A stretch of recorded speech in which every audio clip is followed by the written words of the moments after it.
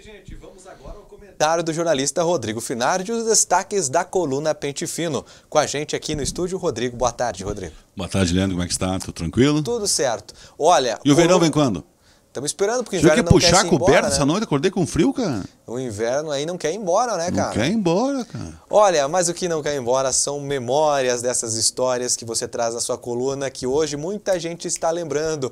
Memórias póstumas de um pobre cooperativista. Tá dando uma repercussão nas redes sociais, hein? Sabe o que é, cara? Esse é o tipo de matéria que eu jamais gostaria de fazer. Tu sabe por quê?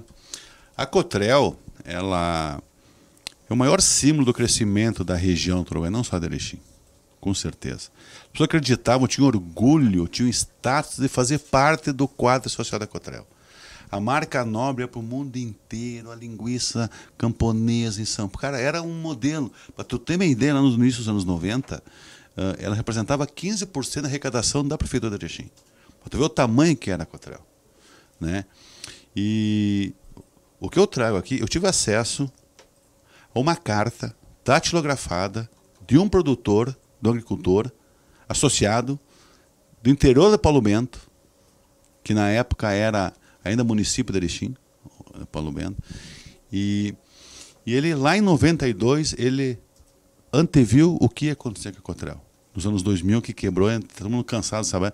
Eu não citei nomes, porque isso é questão da justiça fazer, entendeu? Mas que ela foi lerda nisso, eu não tenho... Alguém tinha que ser penalizado, não pode, cara. Hoje os agricultores com as contas não podem. São quase 20 anos que essa cooperativa quebrou, né? Nos anos 2000. Então, em 92, a carta foi escrita em 92. Eu peguei pedaço da carta e fui citando. Em 92 ele disse assim, ó, ganhou a situação, a eleição, mas ele alertou que ó, a oposição perdeu por menos de 5% e 20% não foi votar, mostrando que estão insatisfeitos com o rumo da cooperativa. Né?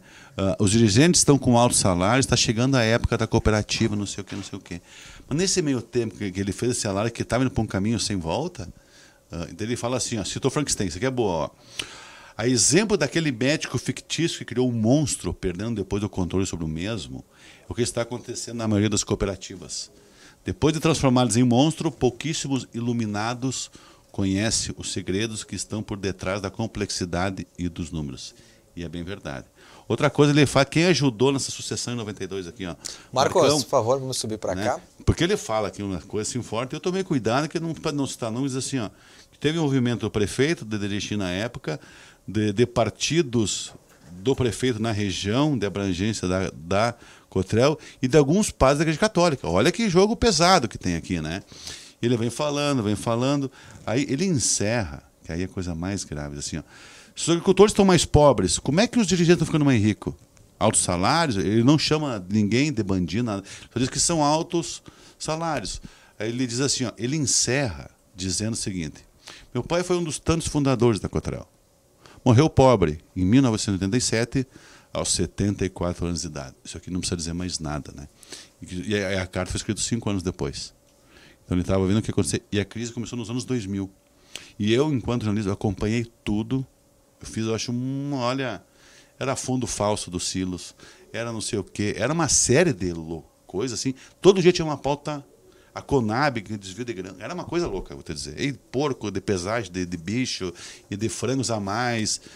Olha, era um esquema muito... Olha, eu acho que, infelizmente, assim, eu queria ter orgulho de dizer, mas não teria, alguém teria que ter sido pagado. Se fosse hoje, com a onda da Lava Jato, eu tenho certeza que teria muita gente atrás das grades. Eu não tenho dúvida disso. Muito bem, nós temos mais destaques da coluna para falar hoje. Quando os partidos abrirão os olhos, Finardi? Estou olhando no nosso site, vou ter uma foto, assim, os caras com os olhos... Por quê? Tu, Leandro, onde eu comentei contigo ontem aqui, que eu e tu acompanhamos o site da ADI com as capas dos jornais. Eu vi vários jornais, pelo menos 3 jornais, assim, enaltecendo o trabalho do deputado federal para suas regiões. Um que deu 7 milhões para Cachoeira, outro que deu 8 milhões para Ijuí, não sei o quê. E a gente não consegue botar essas notícias aqui, né? Por quê? É culpa dos partidos, é culpa dos eleitores. Então eu estou falando isso fora de campanha, para a gente começar a criar essa cultura, cara, que nós estamos ficando cada vez mais distantes dos recursos.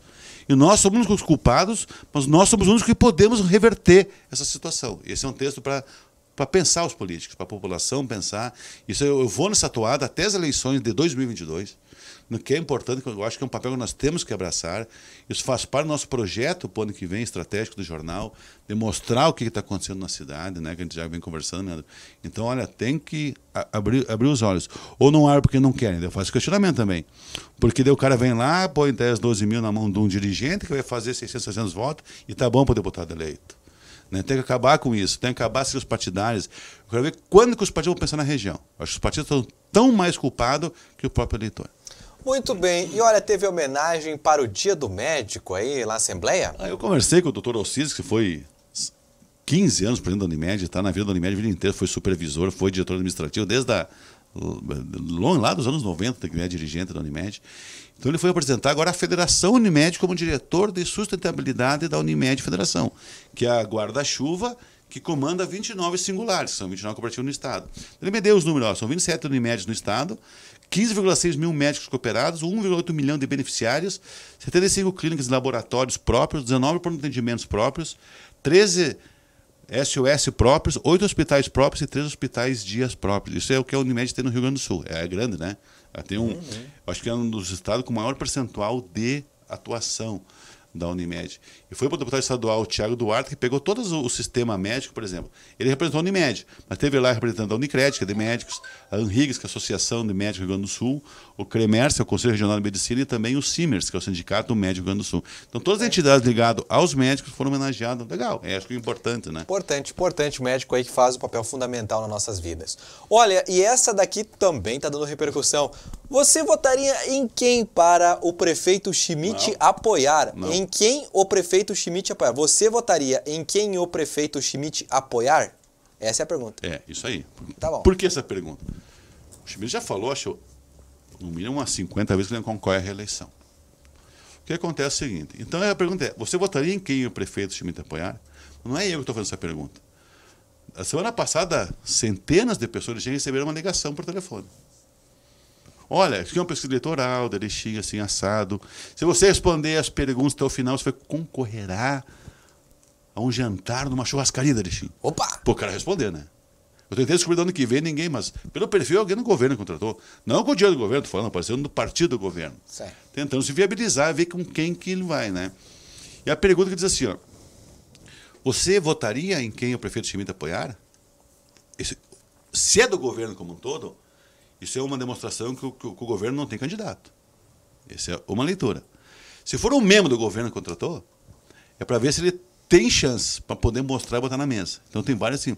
A oposição não ia pagar uma pesquisa dessa? Pode ser uma pergunta no meio das coisas. Mas tem outras pesquisas rolando aí, já com dobradinha, e eu já tenho o resultado de uma, não vou falar, só deixar na curiosidade. Qual é a dobradinha imbatível em Erechim para 2020?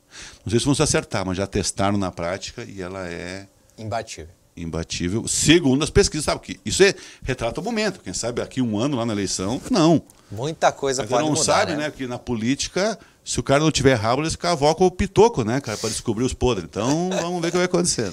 Tá aí a coluna Pente Fino, a mais lida no impresso e no digital. E amanhã, Finardi? Amanhã eu tenho alguns... Cara, não tenho, eu tive alguns compromissos hoje de manhã, tive que sair, então eu não consegui ainda. Mas eu tenho assim, eu tenho tantas perguntas, tantas respostas interessantes da Cotrel. Eu quero fazer tipo um pé direito, selecionando os principais comentários, que eu acho que cada não pode deixar morrer. Eu acho muito importante a gente fazer esse cuidado. Entendeu? Então isso eu tenho. Eu tenho umas palavras do chefe de gabinete com relação o que ele pensa do perfil de um gestor.